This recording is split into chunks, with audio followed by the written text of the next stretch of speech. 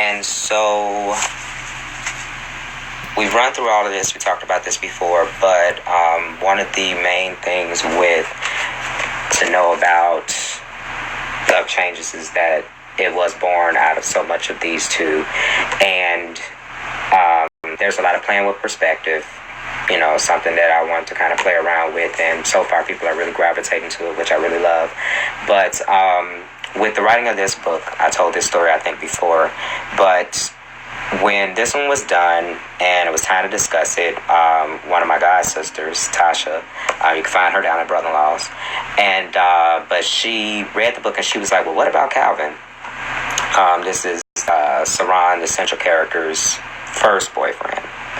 And I was kind of like, man, that's scrub. I mean, kind of really just, he was such a but she connected with him in such a way that it made me want to know more about him. And this book and the ebooks that preceded it gave me that opportunity. And so I looked at the idea of, we saw the story of Saran and how he interacted and what he felt. And in fact, this is kind of how this even works. You can read either story, like I said, independent, but the tie-in here to know is that the passage that's about to be read, basically, is after a shot I'm, quite proud of.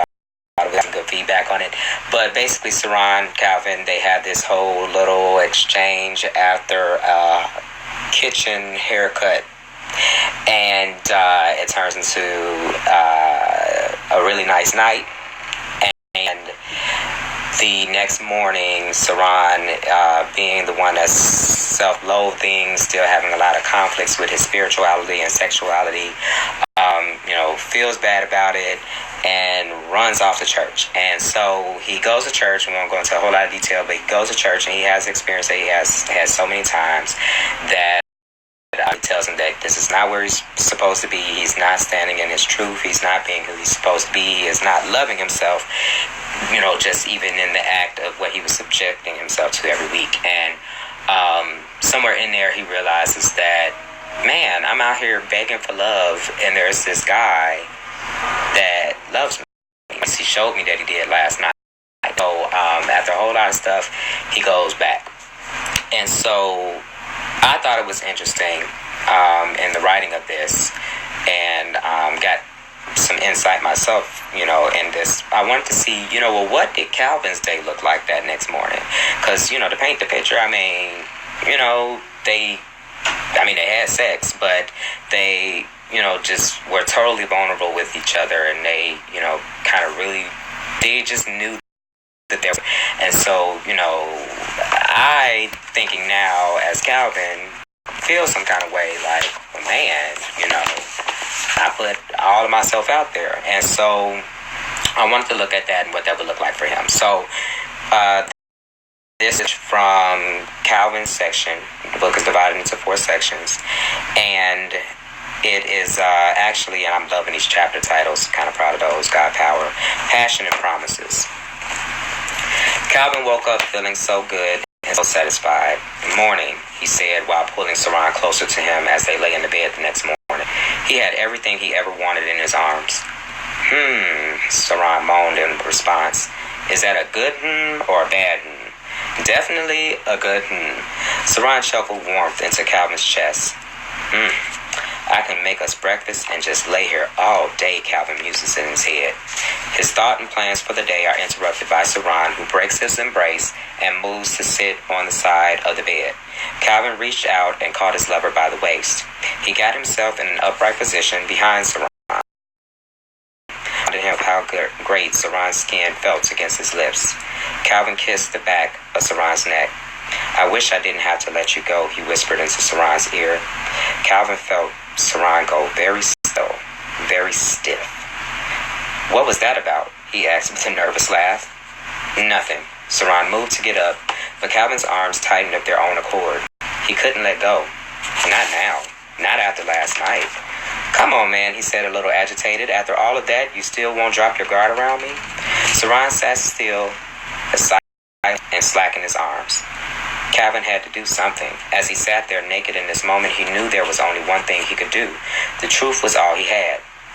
Okay, look, Calvin began. I don't know what's up with you, but I'll put myself out there and tell you that I wanted to be with you since the first day I met you. And not just sexually.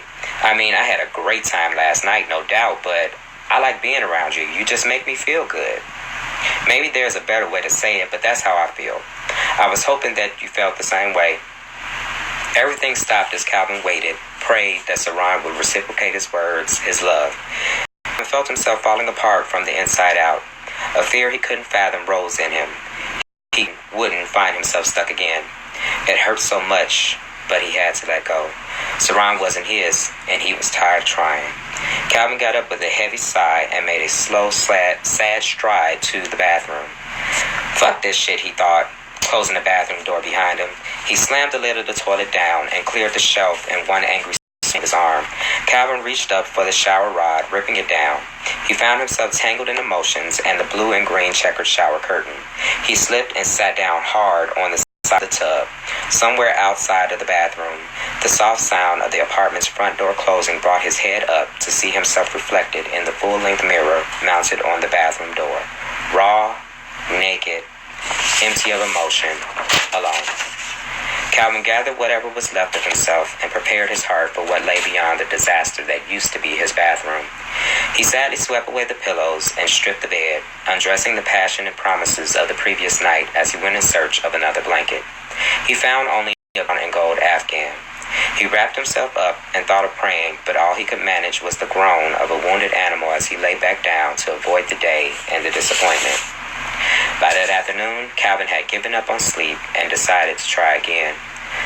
God, he said, looking through a single forming tear in his eye as he looked past the ceiling. I don't even know if you listen to me anymore, but I don't want to be stuck like this. Please, I guess I'm supposed to hurt or something, but can we please move this along? It's just too hard.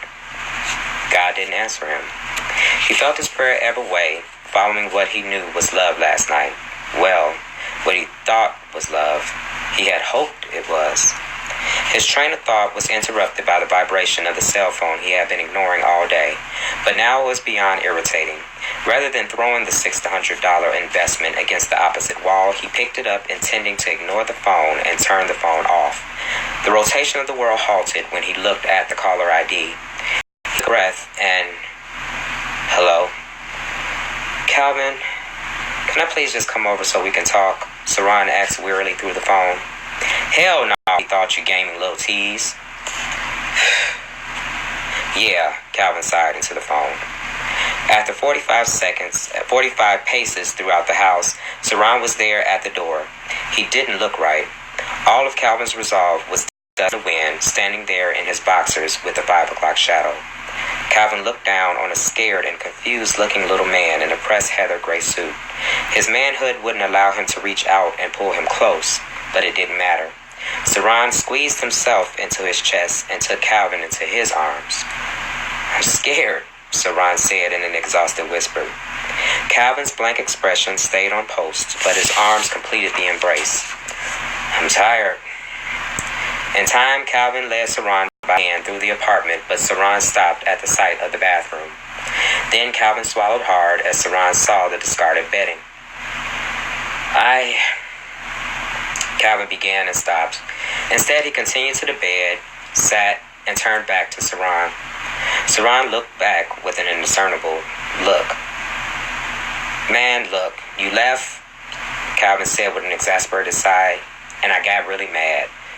Saran took 2 cautious steps closer. Man, it hurts to be so close to you. It really fucks me up. The part of him that feared running Saran off again found a balance with the anger and the need to protect himself. Surprisingly, Saran finally closed the gap between them and pulled Calvin's head into his chest. I won't leave you again, he whispered just above Calvin's head, but right into his heart. Promise? Calvin begged in a voice reminiscent of his childhood self. Don't leave me again. I promise. And like that, Calvin's heart slipped back into its sheath, and he was safe. That evening, Calvin and Saran slowly and carefully picked up the pieces. By that night, they found themselves in each other's arms, a mutual dream come true awash in moonlight. The next morning, as Calvin lay there contemplating a tired 24-hour rerun of yesterday, Saran reached for him in his sleep. Calvin pulled him closer and woke him with a kiss. Saran's only response was a sleepy grin and an attempt to move Calvin onto his back. Calvin happily assisted the smaller man as Saran positioned himself on top. Their bodies, two constellations, pulled each to the other. They aligned, and Calvin slid up into Saran. Saran met him in the middle, sliding down on top of Calvin. Their lives joined in the midst of morning, lips breaking the fast, hands clinging to life and love. It was a passionate proposal, an engagement of two souls, a marriage of the mind. The contract was sealed, the deal signed. From that day, they were inseparable. Until three letters changed it all. Love Changes, available now at www.rainbowroompublishing.com.